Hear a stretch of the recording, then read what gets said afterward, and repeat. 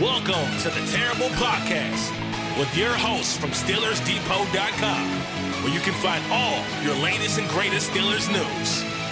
It's Dave Bryan and Alex Kozora, always lit, talking Steelers. And now, here's Dave and Alex.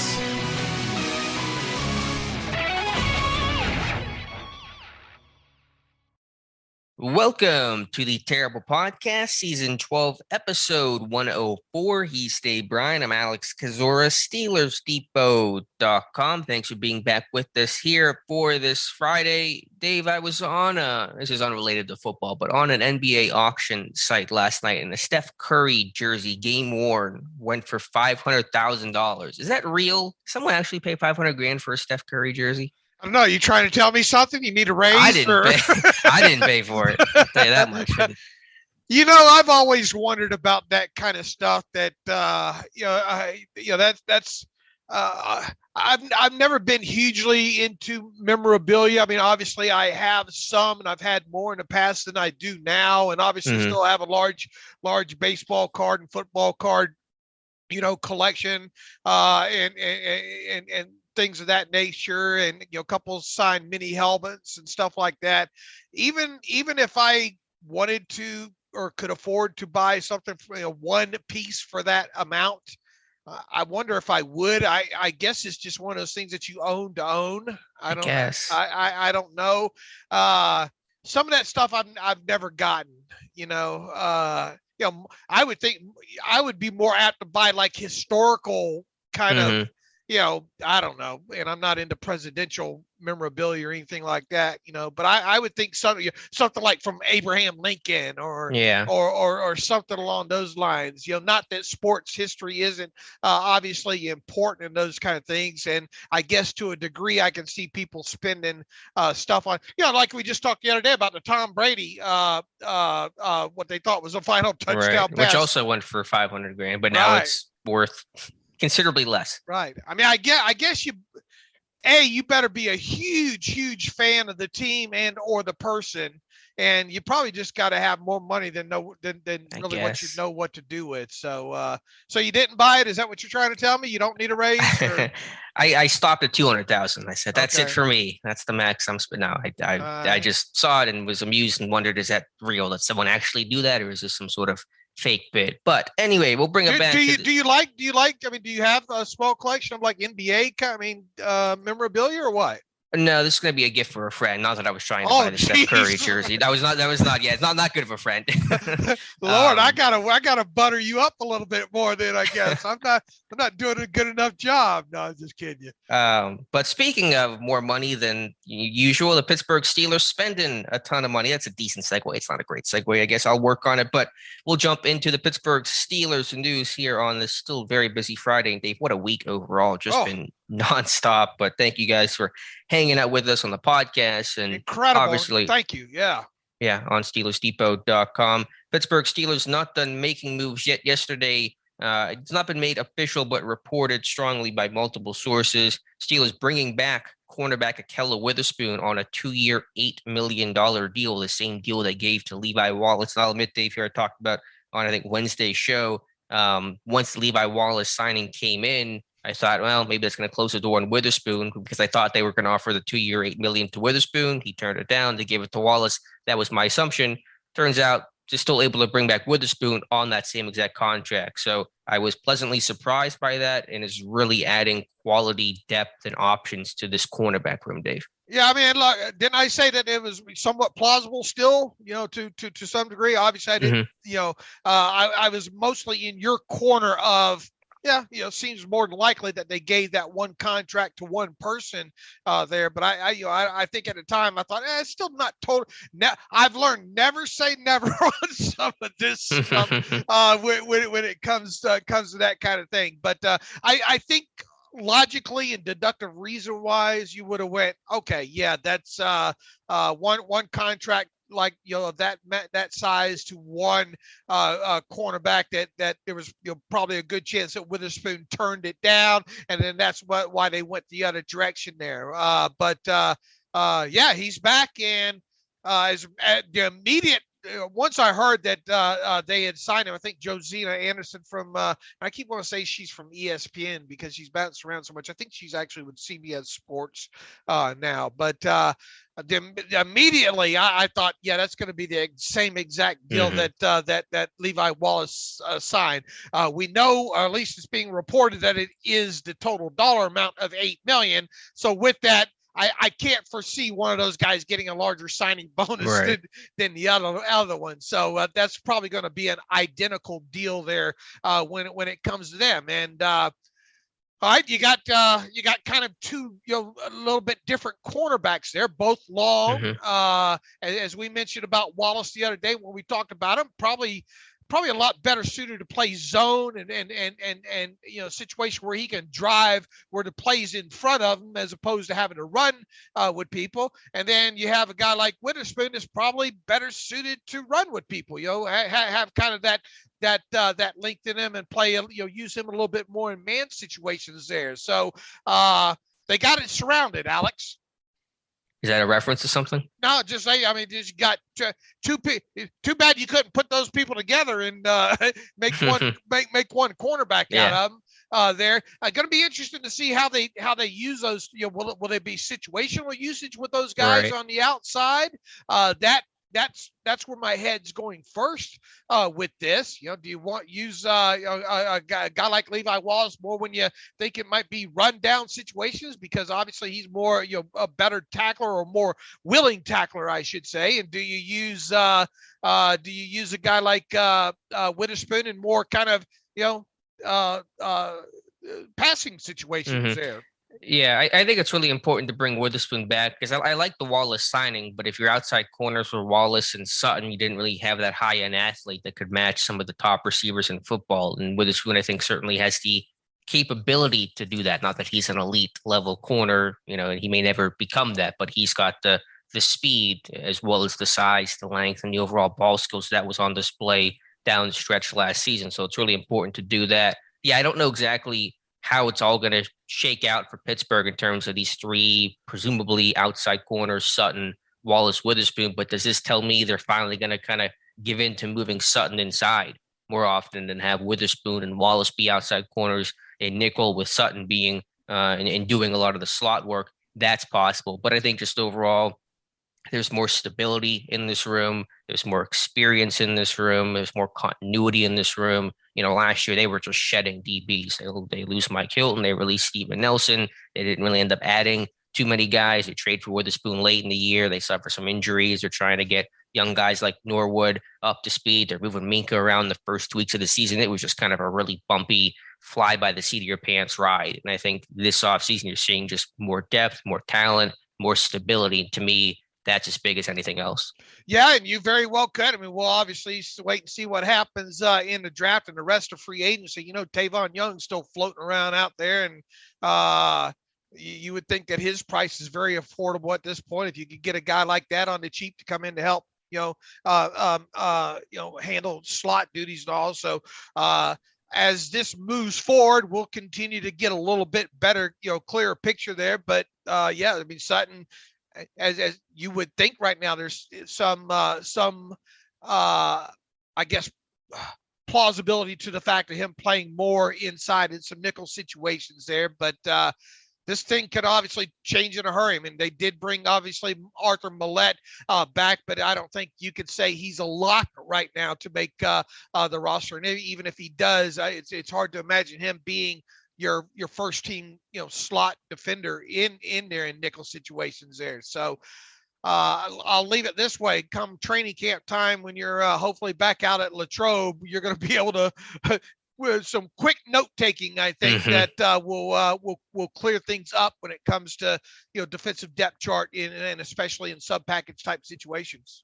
And they did play Sutton inside some last year, and it increased more later in the year, partly due to some of the injuries they experienced, especially with Joe Hayden, who missed a month with that mid-foot sprain. But it was not as early or as often as I thought it could or probably should be. It was a lot of dime packages, it was a lot of third down stuff, and just really they seemed very. Remember in training camp, like they they kept trying everybody but Cam Sutton in the slot. They were trying Millette and Norwood and Antoine Brooks. Yeah, and just like a lot of guys, and still ultimately really didn't play Sutton in the slot too much early in the season. It was trying with Millette, and they tried Minka in the slot the first 2 weeks. That didn't work out. So a lot of hesitation because they want that Mike Hilton type of guy in the slot. That's why they signed Millette. That's why they brought him back this offseason on the 2-year contract. So we'll see what happens. But I'll tell you this much, in dime packages, you could just say the guys that'll be out there is going to be Wallace, Witherspoon, Sutton, and Norwood as your corners. And then, of course, Minka at safety and strong safety still to be determined. But that's a really strong group overall, just to have that kind of, I think back to 2019 when you had Hayden, Nelson, Hilton, and Sutton as your dime package guys. And that was like an excellent dime package overall. And I think we're kind of seeing maybe some shades of that in terms of the depth and the quality of talent for 2022. And, even if you look back to late last year and how, once Joe Hayden was sidelined for a little bit and then obviously worked his way back, there was still some mix and match with him and Ahkello Witherspoon, right? Mm-hmm. Right. So that would lead you to believe that, maybe there's a chance that Witherspoon still isn't going to be an every down kind of guy. It's possible, I suppose, but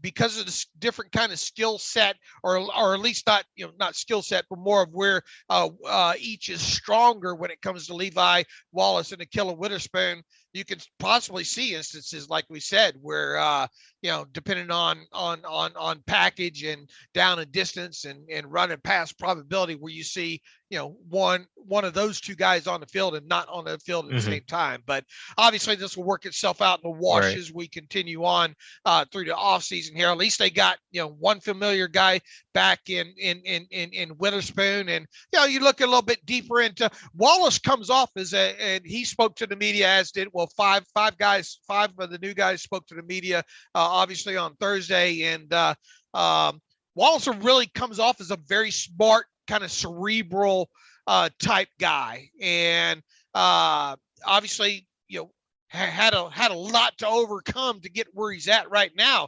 As he likes to say, an 8th round draft pick, because he was undrafted out of Alabama, and where he was even had to get a walk-on scholarship there. But I guess one of the upsides to this, I don't know how heavy we hit on this the other night, is the fact that he's played with Minka Fitzpatrick before too, and obviously in that Alabama defense, they have to play a lot of that kind of read coverage, right? The Ripley's match, those kind of things. Yeah. Right. So you got to be pretty astute to some degree to do that effectively and be on the same page as everybody else. So at least him and Minka have experience both in that aspect and have worked together before. So I bet they'll be glad to kind of be reunited a little bit on a football field. For sure. You got to be smart to play for Nick Saban. I don't care if it's offense, defense, water boy. You got to be a smart dude to play for Saban. I think Pittsburgh's getting the smart guy in Levi Wallace. So you're right. I would like to see them play more of that. They obviously, it's not like they don't play a lot of that kind of man match, read type coverage now. But man, you want to keep an offense really guessing, right? Right. Play that kind of stuff, man, and you can really kind of confuse some offenses a little bit more that way, and especially if your DBs play it right and know who has one going vertical, or that kind of thing, because we've seen obviously some blown coverages, I think, in recent years as well too, where someone doesn't carry the right guy. Right. And I just think playing spot drop coverage is death in the NFL. Right. These quarterbacks are too good. You play spot drop traditional, just here's your window, quarterbacks pick you apart. So I think it's just a really tough coverage to play. I think Seattle is caving to their old cover 3 ways. They're going like, we can't play this anymore. Gus Bradley's of the world, so they're just kind of strict. I think the Raiders are another team that just played a lot of cover 3 last year and kind of got burned because of it. So you got to be able to match, got to be able to, change up coverages and be able to carry routes as they distribute in the pattern. So that's really important. And hopefully we see more of that going forward. And Witherspoon's comes off as a pretty cerebral guy as well too. So they got some smart guys, I think, in that secondary right now. And obviously, nothing that they've done, even with the addition of Witherspoon and outside signing of a guy in Levi Wallace, this doesn't prevent this team from spending an early round draft pick on a young cornerback. Yeah, I mean, you start to wonder though, like the board is really opening up for Pittsburgh in round one. All the way around. Yeah, that was my terrible take yesterday. Was, man, how it's, and in fact, the last sentence of that terrible take was, it's wide open. Now there's still some stuff currently that it's on the board. Strong safety, slot receiver, quarterback is obviously the limiting thing. Are they potentially gearing up to make an aggressive move on a quarterback here? That's possible, but certainly this thing could go a lot of different ways here in round one, and that's really exciting overall. It sure is. And yeah, like we said, their options are now a lot better than they were a few weeks ago when it came to cornerback position. You hope maybe a guy like James Pierre can continue to grow some, and at least provide you some depth there. Justin Lane, this has got to be probably his last chance at an attempt to go to Latrobe and finally show something there as well too. Here's the thing too, at least in a guy like Levi Wallace, he should be able to play some special teams for you, right? I imagine he's done it before. I'm guessing earlier in his Buffalo career, but I'm sure he's capable of it. I mean, Lane has always been a really quality gunner. That's kind of where he's carved out his niche. He's not going to be an NFL cornerback on defense, but he's at least been able to do that. Looks like he's not really. Yeah, it looks like Wallace has really not played much on special teams. 21 snaps last year, career high 47 back his rookie season. So not something he's done much of. But I think if you have Lane and potentially Pierre, those guys could handle those roles. Okay. The last note on Witherspoon, again, just remember he got traded so late last year. It was a last second trade, and so for him to have a full off season, an actual training camp. Obviously, the whole season he's just played for Pittsburgh. He should be in a much better place in year two. So I talk about stability, guys that are coming in throughout the whole process, not being added late or having their roles changed late, or some young wide-eyed rookie. That's going to be really important. So I think you can't forget about how his acquisition occurred, and even just the personal stuff of like, you're going from Seattle, and he was a West Coast guy, Colorado, San Francisco, Seattle. Now he's coming all the way to Pittsburgh.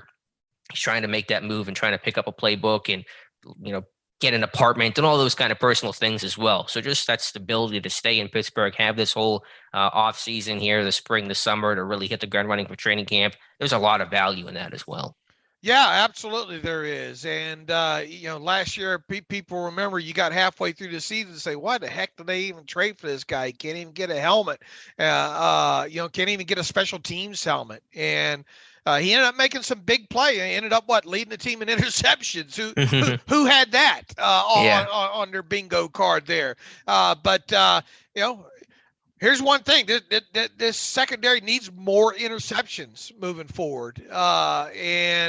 Obviously Levi Johnson's had a smattering of them. Unfortunately, I think one or two of them came against the Steelers in the past. But that's the kind of stuff that you're looking for: more pass breakups, more interceptions from the secondary there. Yeah, for sure. You want to see more splash. They struggled with that last year, but again, a lot of the turnover there probably impacted that, and there were some more interceptions later in the year. So I think they'll be in a better place for 2022. So that is the Witherspoon signing. And Dave, I know at our pre-free agency predictions, we both thought Witherspoon would come back. So we'll put that on the board for us. But we do have our first miss, Dave. Ray-Ray McCloud, we thought would come back to Pittsburgh. He is not. He's signing a 2-year deal with the San Francisco 49ers, worth apparently up to just over $10 million. I don't know what up. All right. All right. The listeners enjoyed that, I'm sure. 2-year deal worth up to $10.4 million. And I don't know what up to means. Like as Matthew Markey said in the DMs last night, that's a lot of heavy lifting up to might be doing in that tweet there, but still a ton of money there, more than I think any of us thought McCloud would get paid. I thought there'd be a market for it, but not $10 million kind of market. Boy, congratulations to you listeners who had Ray-Ray McCloud as the first Steelers unrestricted free agent to sign elsewhere. I did not have that in my crystal ball portion of it, nor did I have the up to amount when it comes there. Now, I think Jeremy Fowler said the Steelers made a play to try to retain him, but I imagine that attempt was, here's a veteran benefit contract. Kevin Colbert just sends those out like greeting cards, I would imagine, to a lot of these guys. He, 1 year, $1 million contract last year. And at the time that seemed a little generous, to be quite honest with you, but it ended up being, I guess, pound for pound with Ray-Ray, that ended up being a $1 million well spent when it came to him, especially in the return category. Once again, he was fine in that aspect of it. Did a little, had more more catches than what I imagined he would have there. But all that said, there was no way the Steelers were going to come even close to a contract. And I haven't even seen the numbers, the exact numbers of that contract there. But the Steelers don't like, for non-quarterbacks, they like to stay away from those not likely to be earned incentives and all like that when it comes to players and the up to amounts and those kind of things with non-quarterbacks there. So I can't imagine the Steelers were even in the neighborhood with a contract with the language. Now, look, we could turn around and this end up being base salaries for Ray-Ray, just with a lot of incentives in there, but I imagine it's probably a tad bit more than that. I'm really interested to see the actual base value. And the reason reporters report it that way is because that's the way they stay in favor with the agents. The agents want it reported that way. So it looks like, wow, look what Ray-Ray McCloud, did I call him McDonald?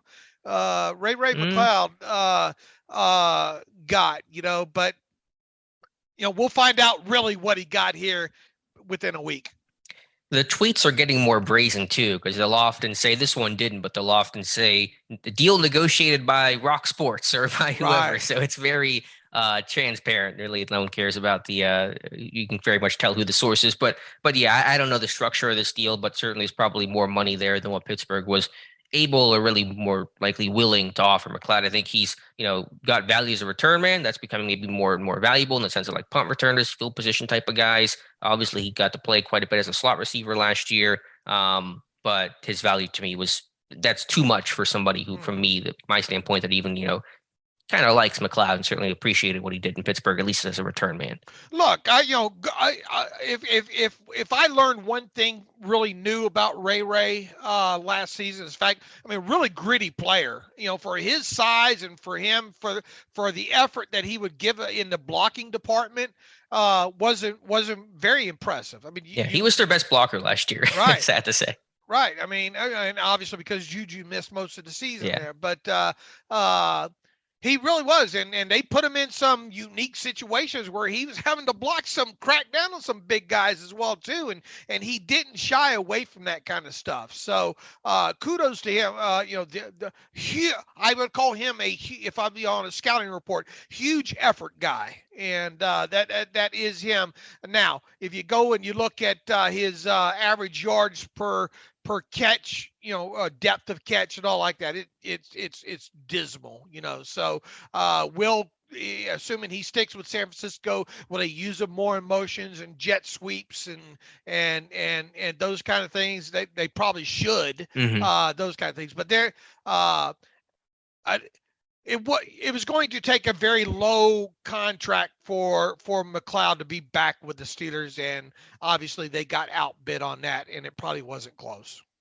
McCloud did say before free agency he wanted to come back and play for Mike Tomlin, but he probably wanted to play for $10 million more than he wanted to play for Mike Tomlin, and I do not blame him one bit. Way to secure the bag, McCloud, hopefully get his first touchdown in the NFL with the 49ers. I think it's a good system and scheme fit overall. But for Pittsburgh, McCloud is gone, and now they got to find a new kick and punt returner. The beauty of having a kick and punt returner that does both is that you get both, but when you lose that guy, now you have to address both, and so Pittsburgh will have to find that man through either free agency or the draft, or maybe internally, but I'm not even sure who that internal name would be at this point, but perhaps Steven Sims, but we just don't know much about him as a Pittsburgh Steeler.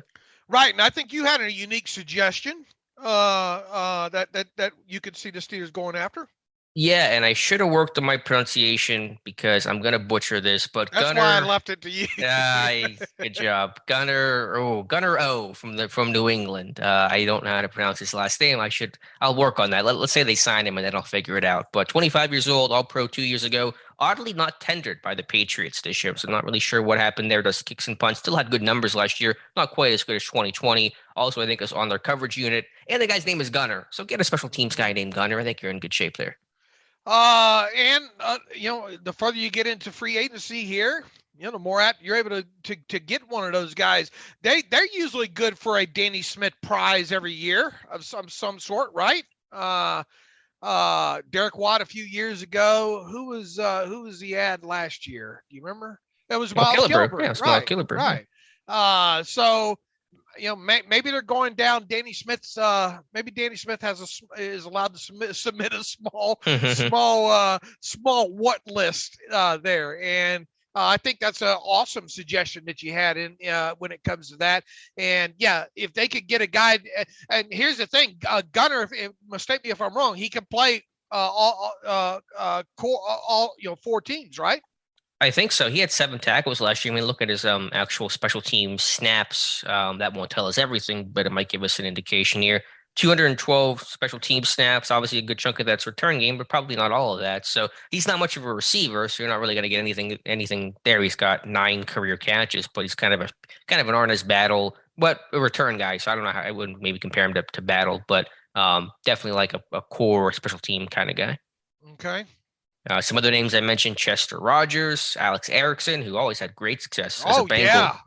A little bit older, hasn't done kicks in a while. I'm not really sure why, but that's a name to consider who could offer maybe a little bit as a receiver. So we'll see how they replace McCloud. But yeah, McCloud had finally broken the streak of like consecutive return men. Guys had, led the Steelers in returns and kick returns in back-to-back years. McCloud's the first guy to do it since Rod Woodson in the early 90s. And so they'll have to start anew in 2022. Not irreplaceable, but still in important roles that are not necessarily easy to replace. Right. And look, you've still got a couple of, kind of street free agent guys that'll be added here to help fill out the, the rest of the 90-man roster here in between the draft and all like that. So there maybe it'll be a guy like that, because if you remember about the thing about Ray-Ray is Ray-Ray actually seemingly had a foot out of the league there, right? For a little while, because had some fumbles and all like that, and was a late training camp addition? Yeah, middle camp they added him. Right, for the Steelers, and he was able to turn it around there, and ended up in the long run being a kind of a value addition for them for next to nothing there. So once again, it's going to be a situation and who knows what they're going to get in the draft. Maybe somebody with some return ability on that as well. But kind of hard to when's the last time a rookie hit the ground running as a return man? Yeah, Tomlin generally doesn't trust those guys out of the gate too terribly often. But yeah, with JuJu still a free agent, and we'll see what happens with him. His market's been pretty quiet so far, very similar to last year. But right now, the slot receiver in Pittsburgh, there's a big void there with McCloud gone and JuJu Anthony still. Miller. Yeah, that might be your guy right now. So, but certainly you're going to be looking strongly towards adding there one way or another, whether that is re-signing JuJu or someone else, or towards the draft, because slot receiver and strong safety right now, the 2 biggest short-term immediate holes on this roster.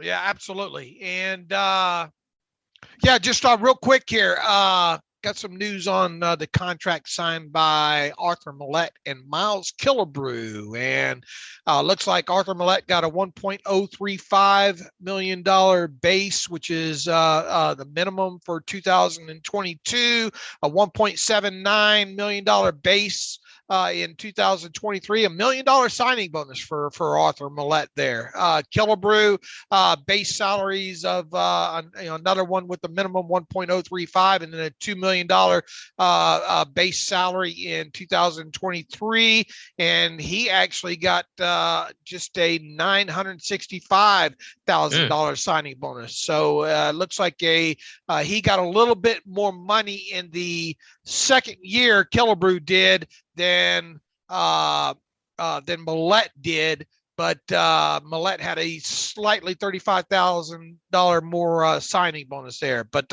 those were relatively, we knew those were going to come in fairly low there, and that's exactly what ended up happening there. It's $4 million as already reported total contract for Killebrew, and it does appear that with what did I say with Millette, around looks like 3.825 million total on the 2-year deal for Arthur Millette there. So got those wrapped up there. Pretty similar. So both guys getting a decent signing bonus. I mean, that's certainly notable, right? Yeah, look, I mean, you can still walk away from it, but Sure. that's a little bit of a sizable, $400,000-$500,000 debt, additional dead money to have on the books should you walk away from either one of those guys this year. So, that slightly, I think, increases there. Look, Killebrew's not going anywhere unless, I mean, that guy's your special teams ace, and it's hard to imagine him not making it, through the rest of the summer. I went into this thing kind of wondering about Millette, and once again, it's $1 million signing bonus for him. It's not unthinkable, that you walk away from that. But the higher the signing bonus, the more likely you are to stick, right? Sure. And he got $1 million, which isn't everything, but it's $1 million. And so we'll see. But again, cornerback depth, there are a lot of options, and injuries inevitably strike secondaries. I mean, Pittsburgh has seen that last year. Most teams experienced that. So you may look kind of crowded and jumbled right now, but by the summer and by week 1 and by week 10, week 18, it may look thinner, and you'll be really happy to have that depth there that they really did not have last season until Witherspoon came on strong late down the stretch. Right. Absolutely. So yeah, back to slot receiver here. Just kind of picking that up. Again, a big area to address. We'll see what happens. A lot of time to figure this thing out. Don't know really what's going to happen, but one of the top areas on this team right now. I would agree. And we'll see what happens moving forward. And who were we talking about? Oh, we just with a slot receiver and all like that. I have a feeling we're going to find out about JuJu today, Alex. And the only reason I say that is because last year, a year ago, the first Friday in the start of the new league year, which I think that was the 17th, is when JuJu made his decision. So at this point, I would have to think that JuJu's got offers that he's looking over right now, and probably behoove him to make his decision sooner rather than later at this point, because I think the wide receiver list is starting to dwindle down. Obviously, a big trade in the NFL on Thursday with Devontae Adams going to the Raiders, and I think you had Allen Robinson sign, and I mean you're getting down there now. With some of these wide receivers in free agency, where you would think that JuJu's time is about here. And there were some rumors and reports about Green Bay showing interest in JuJu post Devontae Adams. We'll see how true that is. And I know the Chiefs have always been rumored. I think the Eagles reportedly are out on JuJu, and I imagine Jacksonville is as well with their free agent signings. One guy, and it's just like very, everybody says this kind of stuff, but Jacksonville has added so many receivers. Could Laviska Shenault be an option in Pittsburgh? I think Pittsburgh liked him, Shenault, coming out of Colorado. Ended up drafting Claypool. I think Shenault was off the board before they turned the card in on Claypool. So his career has not been great so far, but I think would kind of be a good fit in Canada's offense, and a pretty young guy that just had some bad offenses he's played in. Is he already up in free agency? No, I'm talking about trade. I'm sorry, I'm talking about trade. Oh, I was getting ready to say, man, I must have missed him, and it just seemed like yesterday he was drafted. I suppose. Well, look, you want to talk about guys' potential trades? What about Myles Boykin over with the Ravens? Things haven't gone well with him, and that was another guy. Didn't the Steelers show a little bit of interest in him? Out of Notre Dame in the pre-draft process? And I think was it even John Eisner just a few days ago was one of the guys on the Ravens.com, BaltimoreRavens.com website that says that you're probably potential that Boykin got traded there. So, and you think, well, the Steelers and the Ravens, they would never trade with each other. Well, that wasn't Chris Wormley a Raven that the Steelers and the Ravens made a deal for there. So I don't think it's totally out of the question. But if you want to throw out a Shenault, which, I agree, that guy would kind of be a fit, and he's looking for a little bit of redemption, moving forward here. Maybe he would be an option there. And then additionally, if you're looking for kind of a more of a Z type player, Right. then Myles Boykin could be a potential possibility as well too. Yeah, I was thinking Chanel because I was thinking more slot, Okay. the jet sweeps and stuff. Boykin's interesting for sure, and maybe Baltimore's lesson learned on not trading to Pittsburgh, but that's possible. But I thought Chenault would just kind of be that fit for some of the run game action and some of the big slot guy that Pittsburgh's probably looking for right now. And I would think at this point, both of those guys are in the neighborhood where they're carrying $2 million, salary / cap charges at this point. I haven't looked at it. Let me see where I'm pretty sure Myles Boykin. Myles Boykin has a 2.54 base. So I think he hit some sort of proven. He probably was a proven performance escalator guy, more than likely. Okay.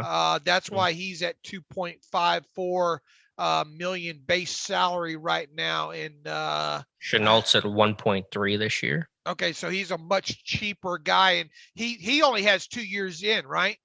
Yeah, so he still runs through 2023. All right, so you would get obviously the extra couple years there, and then he would have the ability to probably hit proven performance escalator, or he would be due for his proven performance escalator to hit next year, as well. So more than likely, your suggestion of Shenault would be the way they would go. And I think the general thinking on Baltimore overall is they're not going to be able to trade Boykin, and they're going to wind up cutting them. Right. So just a thought, many people have suggested their team should go after Shenault, and for Pittsburgh, it'd probably look towards a future pick, and they really can't plan on getting comp picks next year. So it might make them a little less willing to trade some of their future capital because they're very, very unlikely to actually get a comp pick next year. So just a thought, though, on Laviska Shenault, but certainly slot receiver, something we'll keep an eye on very closely over the next couple of days.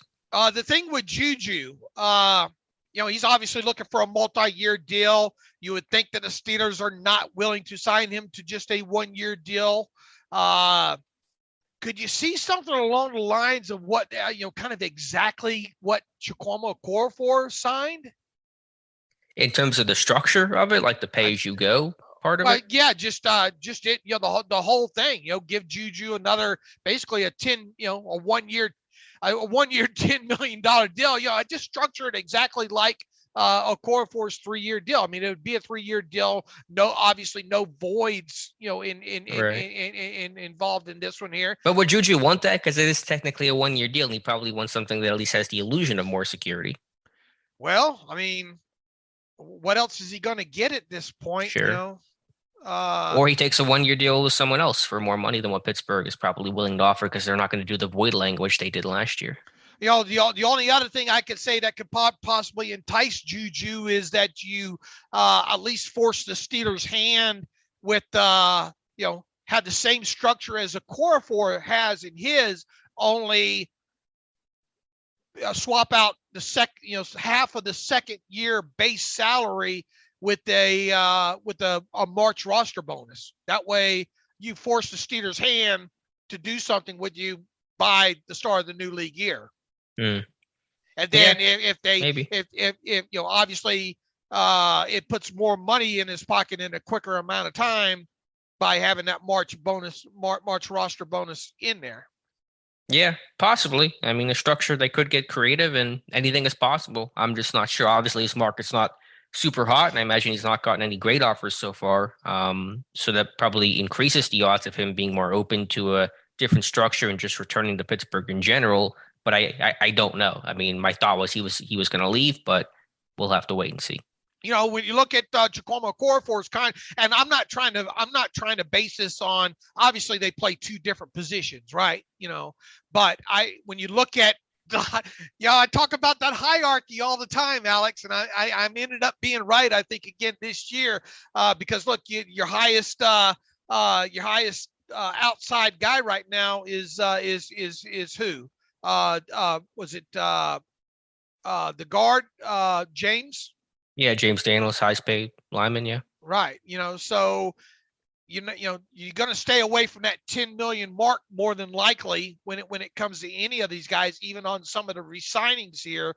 And I don't know what it says if you brought back a guy like JuJu that's a skills player for less than what you're paying Chukwuma Okorafor for an average yearly value. That's why I kind of think that 8.75 million matches up to really what JuJu's worth is at right now, more than likely, right?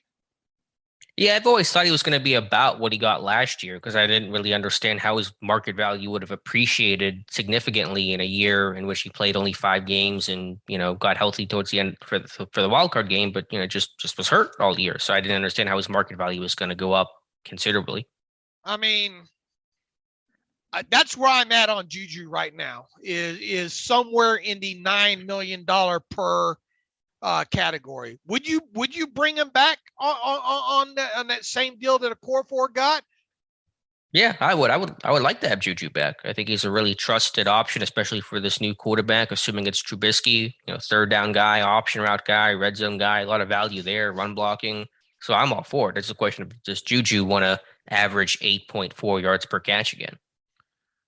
And he obviously, you would think that you'd be able to maybe use him a little bit further down the field, but until we see it, yeah, unlikely. But and maybe that's one of the things. But I tell you what, JuJu's got to be looking at this situation right now, thinking, hey, here's my thoughts on JuJu. He either wants to sign with a West Coast team or remain in Pittsburgh, probably. And by West Coast, I'm adding Las Vegas into that as well too, because that would put him in close enough proximity to getting back to Cali, right? Right. Well, I think Vegas is good on receivers. I think they're set. They got Renfro and Adams now. Okay. I mean, they could potentially add one more, especially at JuJu's price if that's his market value there. And the Rams signed Allen Robinson, right? And and there's talk that they might be trying to unload Robert Woods, and then of course they have the other nice wide receiver over there as well too. So you would think Rams wouldn't be an option, right? Or no? I wouldn't expect it. Or is there room for them? San Francisco. Well, what kind of shape is San Francisco in? Yeah, I mean, they got a couple receivers. I don't know if they're in the market. Obviously, they just signed McCloud. Yeah. Yeah, I don't know. I mean, obviously, if the Chiefs were still interested, they've been rumored for a while. I mean, they just lost Pringle officially. He went to Chicago, so that could open up a potential name there for JuJu. Right. Yeah, that's a possibility as well too. And if Andy Reid still wants him as bad as but for what Pringle left for, man, that ended up being a pretty cheap deal, didn't it? It was 1 year, I think $6 million. So and JuJu gets 1 year, $8-9 million. I mean, you pay a little bit more. They could do that. Okay. Well, I've got, regardless, I have JuJu's value right around that $9 million mark. And I think he should look seriously because he'll still have his endorsements and all like that, and the ability to continue his brand on in Pittsburgh, I think has some value to it. So that's where I'm at on him. I say if he would agree to it, a 3-year deal, totaling out, exactly what Chukwuma Okorafor got. And remember, Chukwuma Okorafor's cap number for 2022 was not even $4.2 million. Yeah, so I'd be all for that. We'll see what happens. And hopefully, as you said, we'll get answers sooner than later on JuJu. So I bet by Monday at the latest, we'll find out. Okay. One last piece of Steelers news, and it feels like just a foregone conclusion, so we kind of didn't make this the top story here, but officially the Pittsburgh Steelers released the linebacker Joe Schobert yesterday. That's coming off the heels of signing Myles Jack to a 2-year, $16 million deal, so that sealed Schobert's fate. That was not official when we talked about the Jack signing, but now it is Joe Schobert. Thank you for your 1 year in Pittsburgh, and best of luck. Yeah, going to be interesting to see where he winds up landing and at what price. It's not going to be at the money he was scheduled to make in Pittsburgh. Might he find a team willing to pay him like $7 million total in 2022 when you add base and signing bonus? Maybe, but I think his market's going to be fairly limited at this point, and it's too bad they didn't get the version of Joe Schobert that was around a couple of years ago in Cleveland, right? And Right. but it was a hard ask for him too to come in like he did, right? And pick up the defense that quick, and especially play behind a group of or a defensive line that was decimated real quick there on top of it there. So it was a big ask for him, kind of overall, I think. Yeah, that was a lot working against Joe Schobert last year, coming in like the last day of training camp practice, becoming basically one of the de facto leaders and signal callers on this defense, and playing behind a bad, beat up defensive line, and just he didn't play well in general. So a lot working against him, but Jack, a better player, a clear upgrade, and Schobert's salary was just far too high. So Right. this makes sense here. Absolutely. But he'll be in a camp next year for sure, and he'll sign and probably still get 70 something tackles, because this guy just gets a bunch of tackles Sure every does. single season. So any other Steelers news I'm missing? I think that's the big stuff there. Witherspoon coming back, McCloud gone, Schobert out the door. I think I hit on the big Steelers news, right, Dave? I think that's got most of it covered there, brother. Should mention NFL Pro Days, NFL Draft Pro Days here. Pittsburgh's been very busy. Tomlin, Colbert at Georgia. They've been at Clemson, and today they are at Michigan. And so yesterday we mentioned the Georgia Pro Day earlier in the week. Clemson yesterday, again bringing also Brian Flores and wide receivers coach Frisman Jackson. Jackson working out Justin Ross, and Ross said afterwards that the Steelers showed plenty of interest in him. And so now Colbert, Michigan, and I assume Flores, but we don't know that for sure right now, are at Michigan as well. But Pickens working out or earlier in the week, I should say, and then Ross working out on Thursday. So a lot of interest there in some of those potential day 2 type of receivers. Yeah, not surprising they show up at these major programs, whereas Kevin Colbert likes to say they get to look at a lot of players, and very good chance that of these first three schools that they're at, that the Steelers' first round draft pick comes out of there if it's not a quarterback. Yeah, and you really look at the receiver, market right now, and Pickens was coming off of the ACL, but he's been healthy and he had a good combine workout. Ross had some injury issues himself, had a scary neck injury back in 2020, caused him to miss the season. I think some sort of fusion thing that Mel is probably better equipped to explain than I am, but he came back last year. Numbers weren't great, but missed a year. No Trevor Lawrence. That probably hurt the numbers a bit overall, but he was really strong his freshman, sophomore season. So Ross kind of viewed as that second round kind of guy. His workout, though, did not seem great. I think he ran the 4.5, 31-inch vertical. So the testing is pretty poor for what a Steelers receiver kind of needs to be. So we'll see on that. But Pittsburgh at least showing interest. Okay. And Michigan today, some of the big names there. Obviously, Hutchinson is going to be a potential number 1 overall pick. But you're looking at, some of the running back Haskins, Stuber, the offensive lineman. And I think Tomlin just likes going to Michigan in general. He's a Michigan man, as you Michigan like to say. Man. Yep, for sure. All right, Dave, as you mentioned earlier, the new signees, the new free agent signings for Pittsburgh spoke with the media yesterday. The slew of them, from Trubisky to Daniels to Cole to Myles Jack to Levi Wallace. So we'll start with Trubisky here. Really good interview. I mean, that's what everyone has said. He's a good guy, going to be a really good locker room presence. And certainly you kind of got that immediate impression listening to Trubisky interact with the media.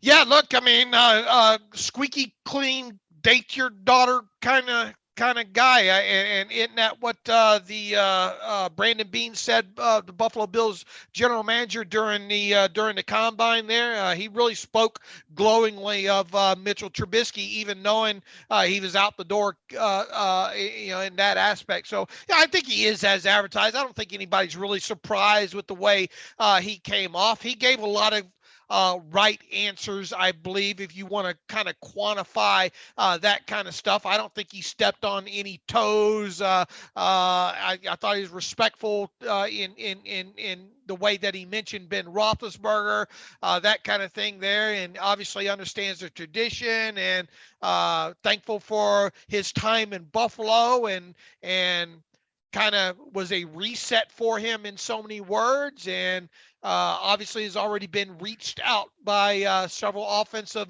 skill players currently on the Steelers. And I think he's not over assuming anything at this point as well too. So I thought he handled the press conference well. Yeah, and said that he's going to compete. He's not been told he's going to be the starter, but going to come in and try to earn that job. He wanted to come to Pittsburgh. Said the Steelers didn't really have to sell him. He wanted to choose Pittsburgh as kind of the place that he thought would be the best fit. Did a lot of research on Matt Canada's offense. So obviously nothing will be handed to him. I'm sure Tomlin and Colbert, when they speak, will frame this as a competition, and we'll see what happens and let things unfold. But Trubisky, you would think, is going to be the clear and heavy front runner and favorite going into the summer. Yeah, if you went this way and he does not end up winning the starting quarterback job, at least for the first half of the year, your evaluation was way off. Right, and it'll be a 1 year thing probably if Trubisky cannot become the starter. But good interview, and hopefully his play is as good as his interviews have been. Right. For the offensive lineman, the big takeaways there is that basically no one knows exactly where they're going to play. James Daniels has played all three spots. Mason Cole has played all three spots. Both men saying they have not been told where they're going to play or start or fit in, which is expected. Pittsburgh usually doesn't commit to those things in this type of way. So, I have an article this morning on Steelers Depot that kind of goes through the many configurations of how these things could look. I have an idea of what I think is most likely to happen, but we'll just have to wait and see on that. And one of those things we'll be watching for closely come training camp. Absolutely. And none of them took the bait, would they? There was a lot of it thrown out there. Where do you think you're going to play, or where have you been told you're going to play? And both Cole and Daniels wouldn't take it. But Cole did say if he had his druthers, he'd like to play center. And right. That not too surprising there. I haven't gone deeper other than just what we've talked about yet. I'd like to get a better feel of, where he does, where he has played and how he's been. But for him to come right on out and say he prefers center, that makes me feel like that's probably his strongest position, right?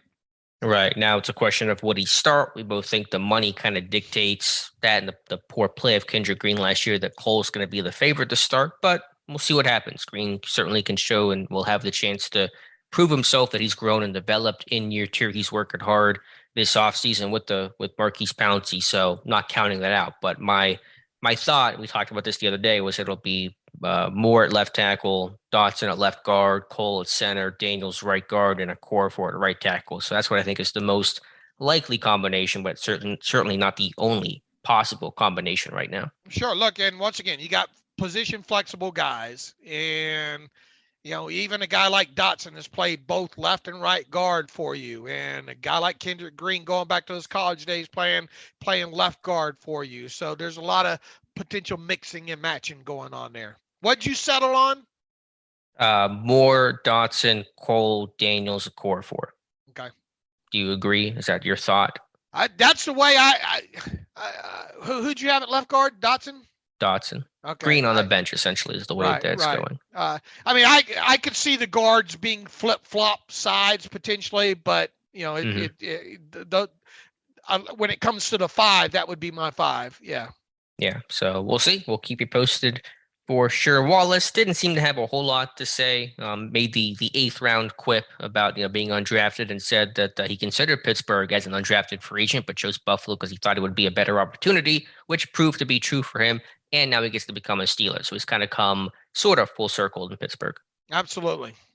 And then Myles Jack with some interesting comments saying that, obviously he was not an unrestricted free agent. He was released by Jacksonville and kind of called it a blessing in disguise to give him the opportunity to come to Pittsburgh, and said when Mike Tomlin pitched him on winning Super Bowls, that was enough for Myles Jack, who obviously has not gotten to do too much winning in Jacksonville.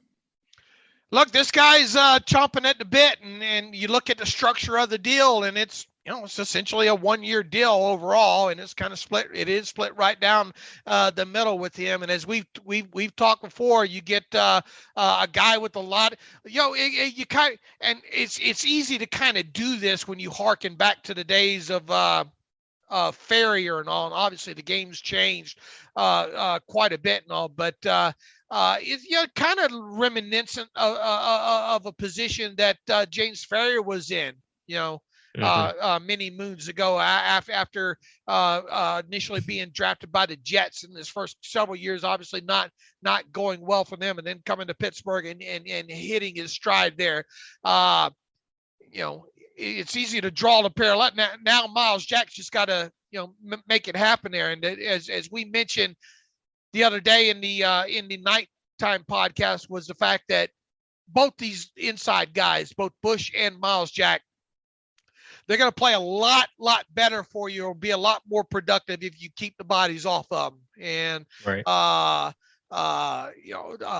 Myles Jack's played behind Tyson Alualu before, so he, probably not necessarily right in the middle of the line, because Tyson Alualu more of a, kind of a more of an end guy during his time with Jacksonville, and quite honestly, Alualu going to Pittsburgh was the best thing that ever happened to him, getting kind of shifted inside there. So Myles Jack will be a better player if you're able to keep the bodies off of there. I think he's good. Be interesting to see if he ends up with a green dot, because I haven't. It's weird how the internet works, right? All this stuff gets passed down, and so said this. I haven't seen this myself, so I'll caution throwing it out there. There are people that believe that he hasn't played as well while wearing the green dot. Mm-hmm. Yeah, someone mentioned that to me as well. So, do I know that? No, I'm not. I'm not going to just run with narratives like that. I will put the narrative out there and then caution that I have not verified it. So that's one thing we got plenty of time during the offseason to look at there. But definitely he wore the green dot in Jacksonville, although he did admit that green dot was passed around. Heck, didn't Schobert wear it? There recently with them? Probably. I don't remember his time in Jacksonville, if he did, but I imagine he probably did at some point. All right. So, who's your green dot candidates right now?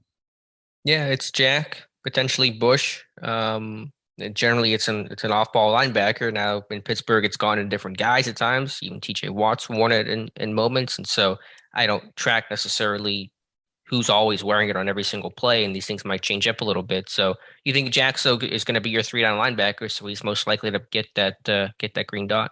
Absolutely.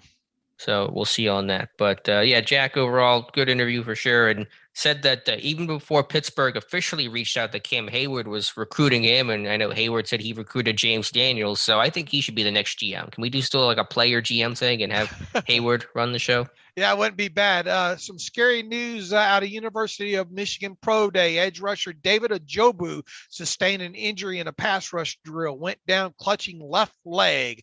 Not sure if ankle or leg, but had to be helped off. And looking at this picture, I'm only looking at the backs of people's standing around here. That sure looks like maybe Flores, but I can't tell for sure. I'll have to send you the picture there. It's hard to tell from not seeing somebody's face there. Yeah. But it wouldn't, as you mentioned, I think earlier, the way Flores has been on this tour, wouldn't be overly surprising if Flores was at Michigan with Tomlin and Colbert today. And there should be enough footage. We'll probably get a better look at it. I'll take a look here, but I might not be able to see from the backs of people. Yeah, and the yellow, black and gold hoodie there. It looks like him, but we'll have to wait for a better picture. All right. I get too trigger happy on some of these guys nowadays, trying to beat you to the punch to play. Where's Waldo in this? I tried to explain the game to my wife recently, and I don't think she was overly impressed. I am shocked by that news. I understand. It's probably him, but I usually want to be like certain and be like, that's definitely him before I say that it is. And by the way, Rick Rapri, senior scout at South Carolina today. So thanks to Dan Vasco, who used to write for Steelers Depot. He's provided us with some good clips and information about some of these Carolina pro days. All right. Where were we before I interrupted you with this news? What were we talking about? Pretend that Cam Hayward should be GM. Oh, yeah. That was kind of the extent of the conversation there. So kudos to Cam. I think Cam's sitting there going, Dude, I'm like 32, 33. I played my butt off last year on this bad defense. I'm getting some good people to Pittsburgh. I'm not doing this crap again. If I'm going to work my butt off again, man, I got a couple of good years left. I'm trying to get as many people to this team as possible. Hey, look, kudos to what they're doing this offseason, right? I mean, and we kind of thought that, what did I say? 5 or 6 outside guys, more than likely, with a couple of, a little bit higher price guys. I think you could qualify that maybe as a little bit like 3 higher price guys, at least over like a $7 million average yearly value, I think, here with these guys. So, and you look at they were, what did I say? They were 30th in cash spending in 2021. The Steelers ranked 30th in cash spending. And for those listening, cash is in a single year is counted, of course, as like base salaries. And then if you give a guy like a $16 million signing bonus, that counts as cash in that year, even though it gets, accounted for against the cap differently there. So cash and cap are 2 different things there. And the Steelers, were 30th, ranked 30th overall in the NFL in cash spending there. So it kind of made sense, especially looking at, the holes that this team had, that they were, and the cap space that they have this year, that they were going to spend more cash this year. And that's exactly what they were doing. Now they have 5 outside free agents on the board right now. One of those was a street free agent in Myles Jack. They obviously have a few of their own re-signings so far. I think there's a potential, maybe one more, Alex. Could it be everybody's hollering for the Honey Badger, Tyrann Mathieu? They can afford it, especially if they got him. I would imagine Tyrann Mathieu on the same exact deal as Myles Jack. 2 years, $16 million.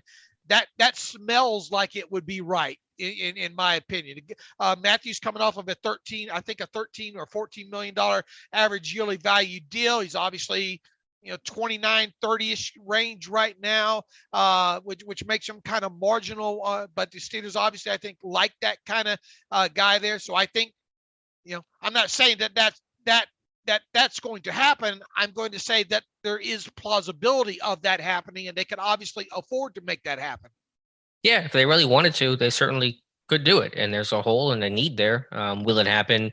I don't know. I mean, I put the odds under 50%, but who the heck knows at this point? So let me ask you this: one more odds on what? Yes or no? One more outside free agent, whether he be unrestricted or street, with an average yearly value of greater than $5 million. I was hoping you weren't going to say 5. I was hoping you were going to go higher. Can you not? How are you married? I really don't understand. That's a great question. It is. I'll say my wife's not up here to ask, but I often ponder that daily. I'll say no, but it certainly could go the other way. You're going to say yes, aren't you? Yeah, I'm going to say yeah. I can't help myself. I can't help myself to go on the other, because everybody will forget this and we'll only bring it up again if I'm right. So, which is, again, I wonder how you're married. I go back to that question. Yeah, they could. I mean, Matthew, it could happen. I mean, who the heck? This has been a crazy offseason. And, I'm not sure if the Steelers have necessarily been like the best offseason team overall. I mean, but I think they made important upgrades to the offensive line. They got better going from Schobert to Myles Jack. Quarterback still an outstanding question, obviously there, but it's certainly been more aggressive, and there have been some really positive moves overall. Here's the thing. They haven't gone over the top, and we didn't think they would, right? I mean, at least I wasn't expecting them to sign a player with an average yearly value greater than what Cam Hayward makes, Right. And there's obviously a big gap in what it is. And we also discussed too, what was the highest average yearly value that they had spent on a player going in, unrestricted free agent going into this year as well. And inflation, yada, yada, it kind of put it around expecting maybe a couple at 1 or 2. I mean, at near the $10 million mark. And that's kind of what we've gotten. Yeah, that's kind of what it's been out there with the Daniels deal, and Myles Jack getting $8 million per year. So yeah, it's certainly been more aggressive. They've had the money to spend, and they're willing to do that. I think they understand that without that franchise quarterback, you really better build up the rest of this roster. You better build a good defense and improve that offensive line and get a better run game overall, because those will be the keys to your success or failure in 2022. So that's been, I think, the aggressive philosophy that the Steelers are going towards right now. All right, and let me add this: if you don't go that way, boy, what's Terrell Edmunds' market right now? I've got an idea. Yeah, I think you were in a $3 million camp. I mean, I started free agency thinking he might get around 5. I'm really not sure what it would be. I think it's probably in that $3 to $5 million range. Well, and people are going to think we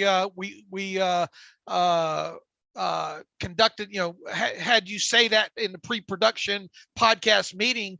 But I'm glad that you went, that we were both on kind of on the sides of the fence on that, on $3 to $5 million.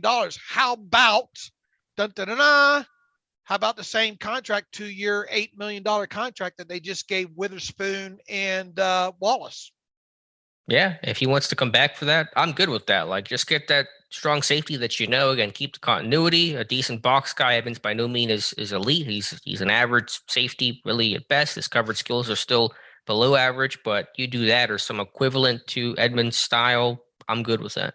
Yeah, that's where I'm at right now, and I'm starting to think more and more.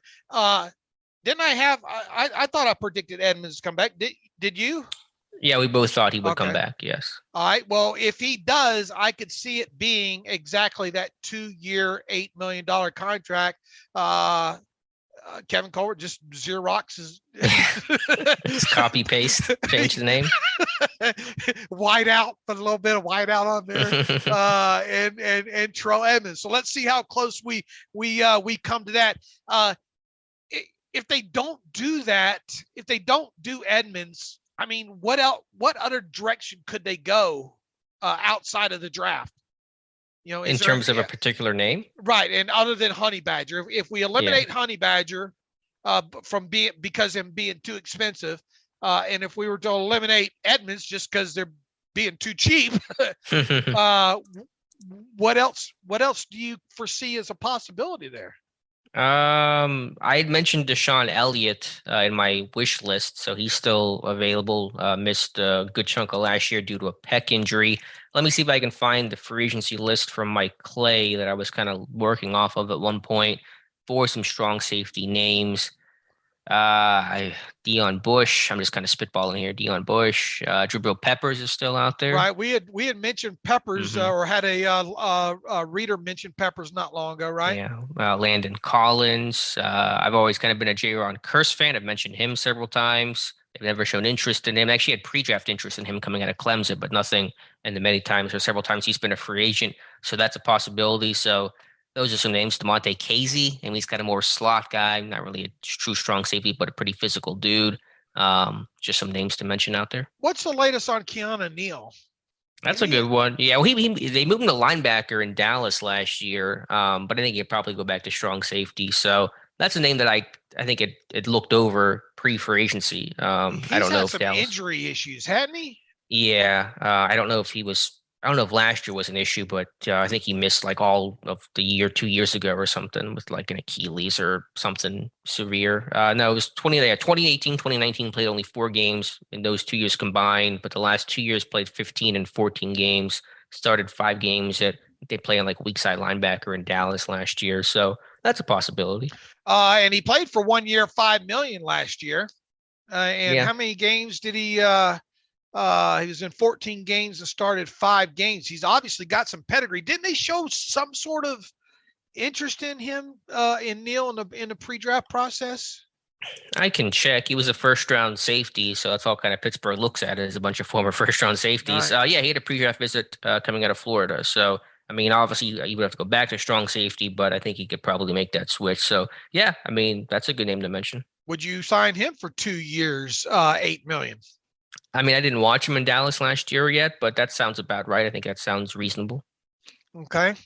So a couple of names. There's names out there. They'll find somebody. There is, and that kind of stuff. Because of that, that's going to keep Edmunds' value down, right? Would you rather go with the devil though? I would personally prefer that just for the continuity sake of it all. And I think him and Fitzpatrick generally work off each other well, but it's not going to be a crime if you have to go with some other traditional box safety. Like they'll make it work. And look, you could, it's still not going to prevent you from, whatever happens at the position, it's not going to prevent you from addressing position in a draft. Right. Just in the way when they signed Morgan Burnett, it did not prevent them from drafting Terrell Edmunds. Okay. So we'll see. You think it happens with Edmunds still? I do. I mean, if Edmunds doesn't go to Pittsburgh, where's he going to go? I mean, I guess he'll go somewhere, I guess, but. Yeah. Dallas, maybe? Maybe. I have no idea. I mean, whoever liked them coming out of the draft, maybe. Buffalo, go play with his brother. Do they need They got a couple safeties up there, I guess, and Hyde and Poyer. We'll see. I mean, we'll watch it, though. I'm watching slot receiver and strong safety. Those are kind of the immediate things to look towards over the next week for Pittsburgh. Okay.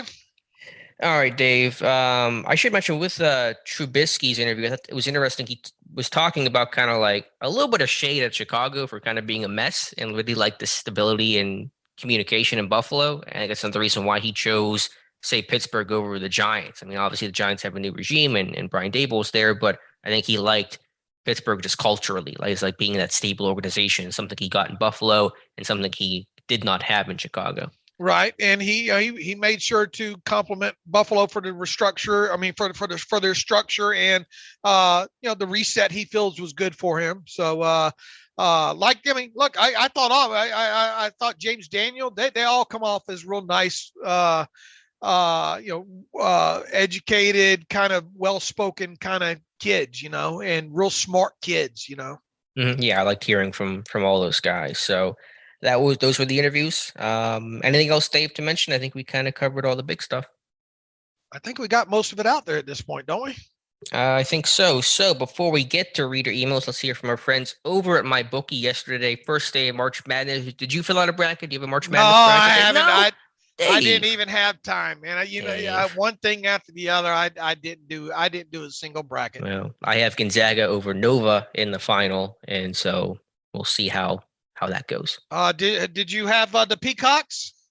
I did not, but yeah, congrats. I had Kentucky, Virginia Tech as one of my sleepers, so I had them upsetting Kentucky, I think, in like the second round or wherever they would have met. So I didn't have Kentucky going that far, so I was actually pretty happy to see St. Peter's pull off the upset. All right, go Peacocks. I did manage to watch because there was so much hoopla on the Twitter machine. It forced me to watch the I think like the final 2 minutes of regulation, then all of the overtime period there. So that was an exciting kind of finish there. Look, March Madness is going on and going to be a busy weekend of college basketball, next several weekends for college basketball. So from all the biggest games to the smallest events, make every bet worth your while and do that at MyBookie. You can start now by doubling your first deposit instantly when MyBookie's first deposit bonus. Double your money before you even place a bet. And all you have to do is sign up and deposit using our exclusive promo code Terrible. That's Terrible. Use Terrible at sign up right now. Jump in there before this action gets underway on this Friday here of the March Madness and all. Use Terrible at MyBookie. There are tons of great names and prop bets to take advantage of this week, and sure a bunch of them related to the NCAA tournaments and the NIT tournaments as well. Moving forward here, we've got baseball starting to fire up, hockey continuing on top of it. So there's not a lack of things to bet on when you go to MyBookie at mybookie.ag. Don't wait any longer. Head to MyBookie today to redeem your double deposit bonus so you can get in the game and start winning big today. Use promo code Terrible to receive double your first deposit instantly in your account. No hassle and no wait. Bet anything, anytime, anywhere with MyBookie. We should mention as well, just to muse about it, the Baker Mayfield situation in Cleveland. Way to wreck yourselves, the Browns. The Browns are the Browns. That's what JuJu famously said. So I don't know what's going to happen there. I can't see any scenario or really any reality in which Baker Mayfield plays for the Browns ever again, but I have no idea how this thing's going to go. And you can kind of smell this coming the other day when Baker, released kind of the statement that he did. Alex, I want to clue you in. This is what happens when you're dating the clarinet player in the high school band and you shoot your shot at the head varsity cheerleader and you miss. Is that speaking from personal experience? No comment. I'm gonna take a bet. Yeah, but on it. yeah, I mean, they have to trade the guy. He wants out. It was a tension-filled 2021. It's now 10 times worse this year. Baker has no long-term future in Cleveland. I don't see how you could possibly keep him. I know the Browns rejected the trade request, but like they're gonna trade him. If this were high school, Baker Mayfield would be keying the Browns' car right now. And he may actually be keying their cars in real life. That sounds like something he might do. Yeah. So, man, what's going to happen there, Alex? I think you trade Baker, you get what you get for him. I'm not sure what that is. I don't know if it's a 3rd-round pick or something. He goes to maybe Indy or I have no idea. Seattle, some mystery team that pops up along the way. We'll see. And you just go sign a veteran free agent, maybe Jameis, maybe a Marcus Mariota. I don't know. And start anew. But there is no long-term future with Baker, and the short-term future looks horrible with the drama and the tension and the relationships souring in the worst way. It's not a tenable situation. And the only thing you can really do is now just end the relationship. You got to did they how do you go about this is so Cleveland, isn't it? I mean, there's not even words to look. If you didn't think he was going to be your guy, this should have been in your plans all along, not just trying to shoot for the head cheerleader in Deshaun Watson. Right. And, who you probably weren't going to get. Right. Like you didn't have a good chance to get him, and so you do that. You totally screw up your relationship with Baker, and now you're totally screwed here after all the other quarterbacks are off the board, and you're kind of sitting there going, "Well, we're in a bad spot there." What does this do now for them potentially in the draft? I mean, I think you have to look towards the draft again. I'm not sure if there's a long-term fixture that you could go acquire. I mean, you could go trade for Jimmy G, I suppose. Baker's not going to go back to the 49ers, though, so you still have to find somewhere to send Baker. They're going to be in the market, I guess. I guess. Did you see this going this way here a week ago? No, I thought Baker would ride out this year and be healthy and kind of see where the play and the season takes him when they would all make a decision from there. Obviously, Cleveland could still use a franchise tag if they really wanted to. But obviously, that's all changed. And I can't see Baker Mayfield ever playing another snap for the Browns again. I can't either. He's a jilted lover at this point. Yeah, so Browns are the Browns. But let's get to read emails and close out today's show. All right. And it sounds like Deshaun, it's sounding like he's going to land in Atlanta, but I don't think anything's confirmed on that, right?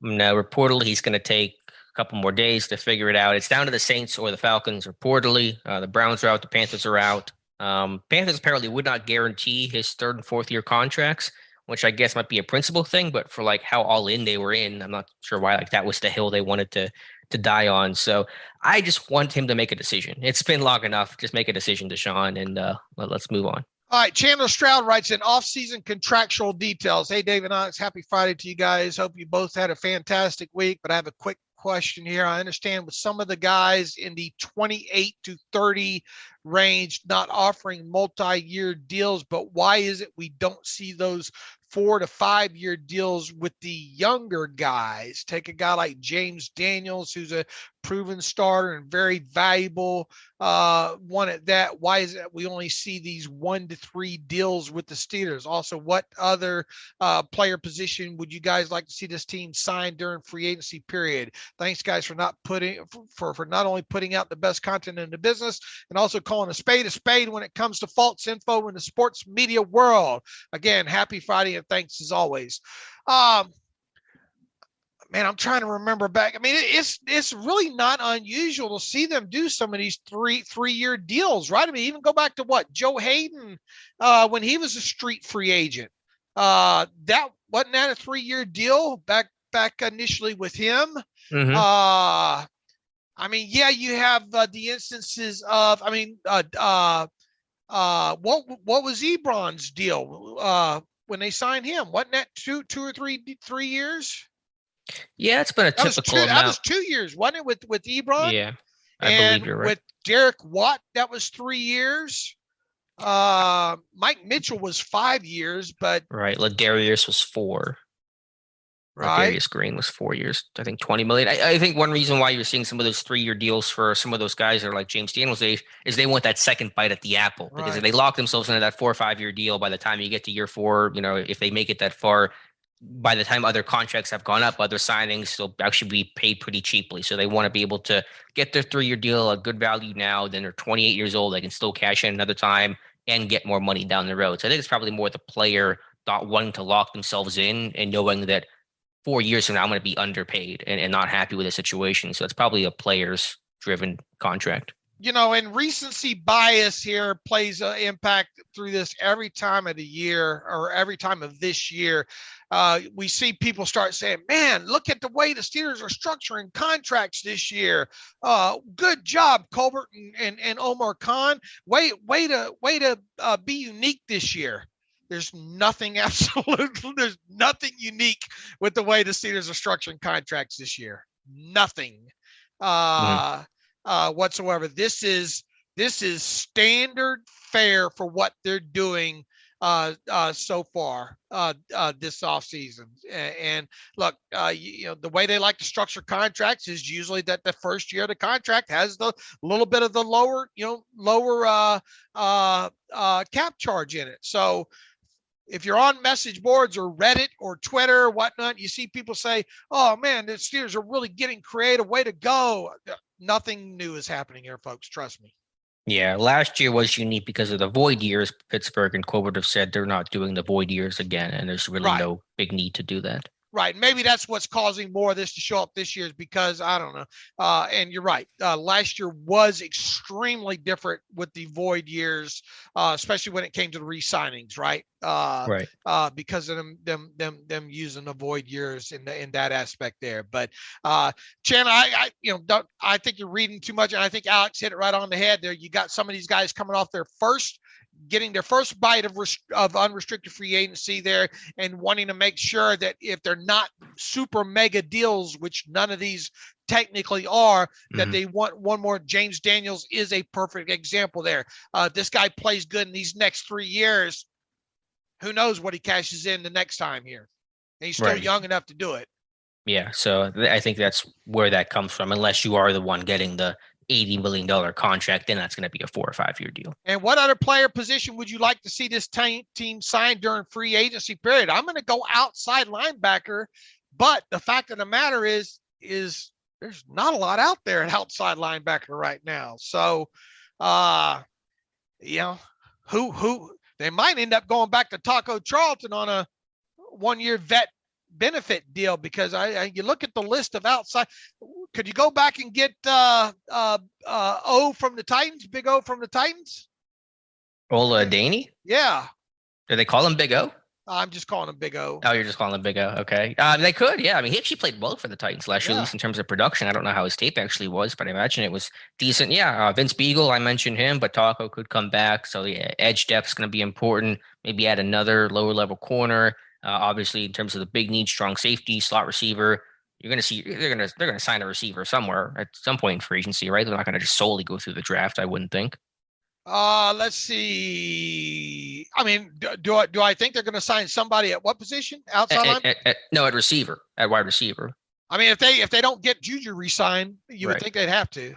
Yeah, I mean, they're not going to go in without a vet at all. I mean, they're going to draft a receiver, but they're also going to sign a veteran, I would imagine, as well. Very, very possible, for sure. And especially if they don't re-sign JuJu and after losing Ray-Ray, because I mean, right now, I mean, what do you? James Washington ain't coming back, right? You wouldn't think so. He might go to Dallas. He seemed to respond to Dez's tweet there positively. So yeah, they're going to add a veteran receiver. They're going to add a strong safety. They're going to probably add some edge depth, and that's probably the rest of the way free agency is going to go. Let's see here, and will that veteran wide receiver make more than $5 million, Alex? That goes back to that question I asked earlier in the show. Yeah, well, if they sign JuJu, I mean, JuJu's going to get more than $5 million. So it's kind of a question of, do you think JuJu will come back? I really don't know. I've still kind of been leaning towards no, so I suppose I'll answer that as no, but I'm not sure. Steeler Hawk 47 writes in, guys, great shows during free agency. Dave, I need a salary cap update after every transaction. I hope you realize how appreciated your salary cap updates are. It seems like first and foremost, here's the thing. While there is a lot of it reported out there, with some of these details, we don't know. Some of this stuff is outlying still. So it's not. I don't have the ability. My guessing is great, by the way. But within that, if you want, I really love throwing dollar for dollar exact amounts out there. I've become sort of I don't know if you noticed, I've become a salary cap snob. Alex, I like that laugh you just gave there, but there'll be more of it. Generalities and me don't get along real well when it comes to the salary cap, but I will give you this, and I posted this yesterday. Best guess and estimation is that the Steelers are around $12.6 million under the cap once all the current moves are processed. And this is about as up to date as you can get. There are a ton of contracts still not being reported. We just found out the exact numbers this morning for Millette and Killebrew, and those were some of the first things that happened in this process, and those official numbers just are now hitting. We still don't know the exact numbers for Montravius Adams, and even though we think the contract that Witherspoon signed, and we don't even really have the exact numbers on Mitch Trubisky yet either. So it makes it kind of hard, but I will let you know it's somewhere around 12.6.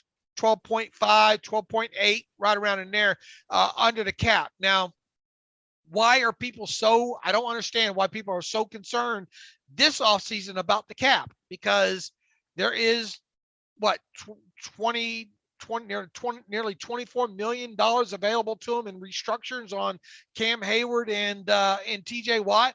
So we've been clear throughout this process, right, Alex, that the Steelers can do whatever they want to do in free agency. And for Hayward, his restructure, his bonus is coming up on the 20th, you said, right? So we might get an answer soon on that. Right. If they're going to restructure him, they're going to push back the date, which why in the world would you do that of his roster bonus? And why would he even agree to that? Or you do the restructure now, right. So to be able to maximize it. So I think fans are just kind of not used to this situation and just think they must be out of money because they're making so many moves, but it's just the unusual nature of having cap space this year. And I can guarantee you there's going to be at least one restructure now, because you look at what's out there that has to be accounted for past free agency and past the draft. They don't have enough room now. So where are you going to get that room, Alex? Yeah, they're gonna have to restructure, and that means probably means they're gonna restructure Hayward, right? That's pretty strong odds on that, you would think. Oh yeah, 99.9% sure they're gonna do that. And then to what degree will they restructure Watt later? That's the question. Do you think what are the odds they restructure him at all? Are the odds pretty high they'll do something with that contract? Okay. Yes.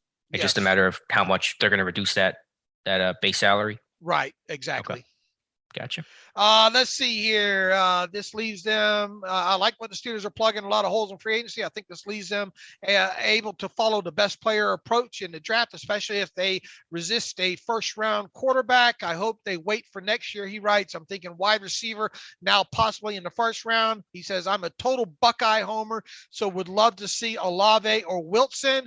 If they wanted to trade up, get Jordan Davis. We know Tomlin loves him. Boy, Tomlin sure seemed to be protective. I got a great shot of Tomlin hovering around almost like he's protecting Jordan Davis the other day at the Georgia Pro Day. The writer the emailer says, we know Tomlin loves him. I know it's unrealistic unless maybe he's still there at 15 or 16. He says, do you think they use a late round pick to try to get a solid backup running back? What is your people's problem? I want to spend more draft picks on a running back. He says, my Buckeye homerism says they should grab Master Teague in the 6th or 7th round. I do think they have positioned themselves to take advantage of some exceptional players that fall further than expected. He says, I love this time of year and love listening to you guys while I hike. So we have a hike. We keep people company while they hike, Alex. We are All the right. we are the perfect hiking podcast, are we not? Yeah, we're an indoor podcast for outdoor people, I guess is how that works. What was the question? Yeah, I don't think it really Just well like the moves and just yeah, kind of happy with yeah, how things are going. Yeah, yeah. that's good. Gotcha. Let's see. Moving forward here.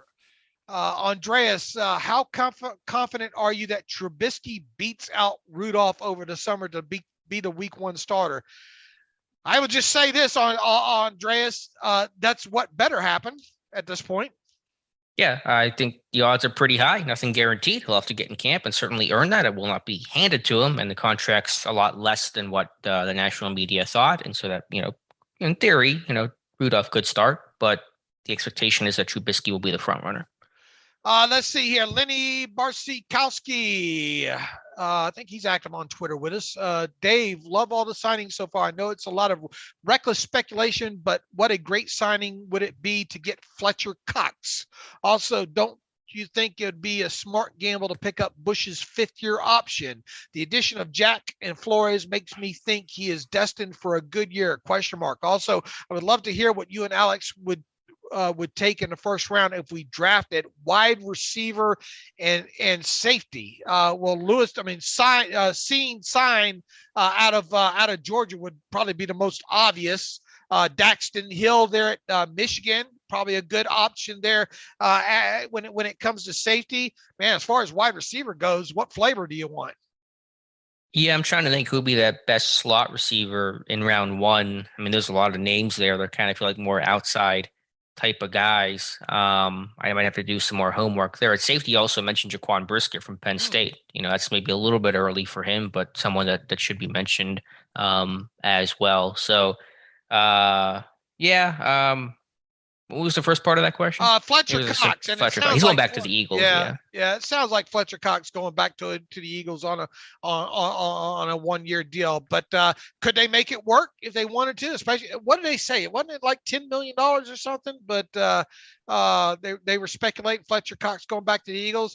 If the Steelers wanted to make it work, I mean, they can make it work, especially based on what his value is right now. I don't think that's going to happen though. Also, don't you think? Bush's fifth-year option.